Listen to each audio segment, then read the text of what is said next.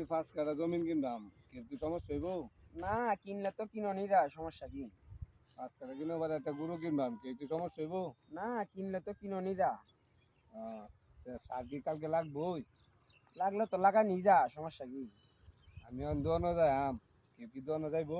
যাইলে তো যাওনি যা, সমস্যা কি? চা কাউনের টিয়া নাই, কেউ কি দিব আমারে? দিলে তো দেওয়ানি যা, সমস্যা কি? চলো দূর আগ গইছে শফিকুল, কি অবস্থা, কি কাম শেষ হইছে? কাম লাগানি তো মোটামুটি শেষ পর্যায়ে, কিন্তু বিষয়টা হইছে কেত তো কিছু লাগাইছি বুঝছুন। ইয়া দুধ দালাকে দোয়ার দেখতে গেছে গা দেয়া যা। আর কয় কাঠা রয়েছে? আর তো কেত রয়েছে প্রায় 24 কাঠার মতন। 24 কাঠা রয়েছে, এটা তো কুলাইবো। না না এটাতে কেমনি কুলাইবো, এটাই চিন্তা করতেছি, এটাতে তো কুলাইতো না দেখা এই যাইতেছে। যে এই 5 টাকা এবারটা তো কদুচিয়া।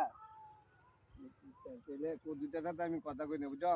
হ্যাঁ এদিন এরা চাপাচ্ছি, হ্যাঁ আমার কয় কি তুই শহর হতা এই নেই থাক, তোর গ্রামে ধরে নাই এই লেগে গুছা। আমি কই এনে বিষয়টা হচ্ছে কদুচের সাথে আমার একটা পার্সোনাল একটা বিষয় আছে, কদুচের সাথে এটা পারতা না, আমি বিষয়টা বুঝলাম না। আচ্ছা অনেক জ্বালাতে তো হইতো না, অনেক কদুচের সাথে যে বিষয়টা, এটা তার সাথে একটু গরমিল করা লাগবো, তো অনেক কিছু টিয়া পয়সাও তো ভাই লাগবো, বুঝুন নাকি রে? ইয়া পয়সা যদি শুনে হন আমি দিছি তেমনি তো চাইতো না। আপনি আমার টিপ মারি এটা দামান গিয়া হরে এটা সাথে বুঝলাম না আমি।